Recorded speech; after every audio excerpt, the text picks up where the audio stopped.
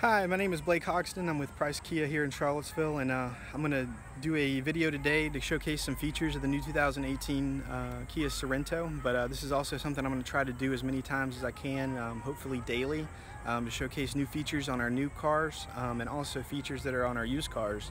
Because there's a lot of new technology out there and features that cars have. A lot of people who haven't bought a car in a while probably aren't familiar with or curious about. So I'm going to try to answer some of those questions and also show you some of the new features. Today we're going to do Apple CarPlay. I'm going to show you how that works. That's a feature that's available in all the models that we have as an option. It's a really nice feature to have. I'm going to show you for a lot of reasons why it's going to make it easier to communicate and do entertainment in your car and also navigation, and show you how that works. So we're going to get started here and I'll show you what's going on. So this is a 2018 Kia Sorento SX front wheel drive. It is also available in all-wheel drive as well. And I'm going to show you the window sticker here. If you're looking for this feature, it's going to be right here. It says Android Auto and Apple CarPlay smartphone integration. That's what you're going to look for on Kias to see if it has this option. With the SX it is included. With other trim of the Sorento it is an option. Comes in different packages. So we're going to go inside here and show you how this works. So this is the infotainment screen where the Apple CarPlay comes into play, and it's going to all display through this screen. So to get started, I'm going to start the vehicle. And as you can see here, this is the standard infotainment screen. It's got this one actually comes with a navigation, so you're going to see some navigation over here and then a minimized version of the radio as well on the right hand side. So to get started with Apple CarPlay, you're going to need to connect it to USB, which in this car is located right here in the center. You have to use a cord. It does not work wirelessly. It has to transmit data, and at this point it's just not available in wireless. I think it's a technology that's definitely being worked on, but because there's so much data that has to be transferred, you have to use a charging cable. So we're going to go ahead and plug that in here to the USB, and it's connected to my iPhone. As you can see, that's connected now, so I don't actually need to do anything with my phone anymore. I can close my case up if I want. I can hide these cords if I want to. Probably could do a better job of that, but I can close this up right here and it's out of the way completely. So I don't have to worry about my phone. I don't have to worry about being distracted with it. I can put it in there and lock it away and it's gone. But I can access some of the information that's on my phone as well. So if you look here now, there's Apple CarPlay listed. If I touch that, it'll go into Apple CarPlay mode. So as you can see here, it looks a lot like your iPhone screen. Very similar display. All the buttons are familiar. You can use your touch. It's touch sensitive, so you can swipe like you can with your phone. You can access different apps. Some apps, there's a lot of more apps available than I have. I just happen to have a couple that are compatible: Pandora, Spotify. But all these other ones here will just pop up automatically. So we'll go here and start with phone. So you can let me know if you'd like to make a call or play your new voicemail.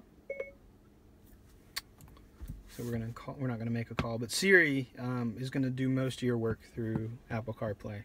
That's going to be the most helpful, especially when you're driving. You're not going to want to actually touch this screen unless you're in a safe place. But if you're driving down the road, you're going to want to use Siri. And if you're familiar with Siri, you're familiar with your iPhone, Siri voice recognition is pretty good. So you can be pretty confident that it's going to recognize most of what you say. So nice thing about that, you know, you can go through, you can make your calls, you can look at your recent contacts, you can dial out of here too as well, and you can even check your voicemail. If I go home here,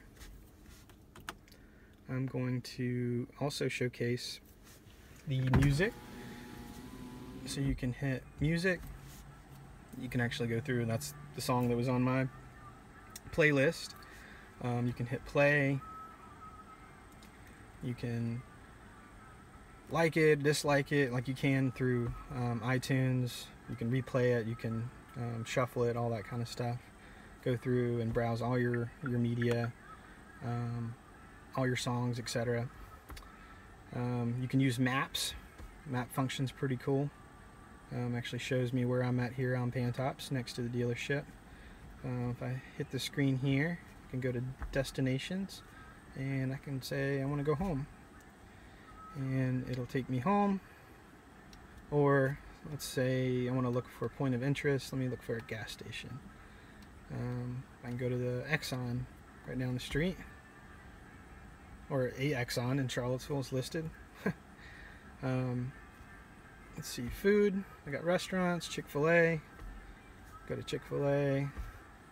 Starting route now to it'll route me to Chick-fil-A. Chick-fil-A. Head northwest on Olympia Drive. I'm going to end that. You can check text messages. To whom should I send your message? Mom. What do you want to say to Mom? How are you today? You're saying, how are you today? Ready to send it? So, pretty close. I probably should enunciate a little more, but hit cancel. I can actually go through here and go through podcasts, audiobooks. I don't have any audiobooks on this phone. And go through and actually go to Pandora. I can go through my Pandora stations and play those.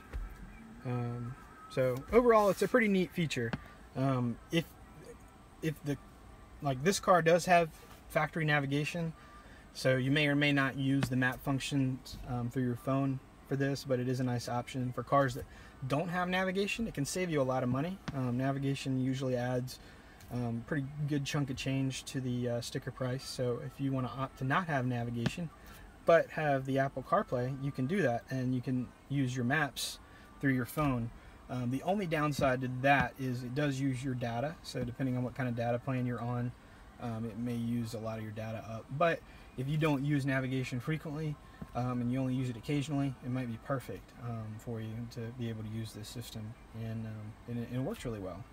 Apple Maps is a pretty good map program, and it works very well. So being able to use that in your car is pretty cool, and being able to also keep your phone away and keep you from being distracted by it is good for a lot of people too.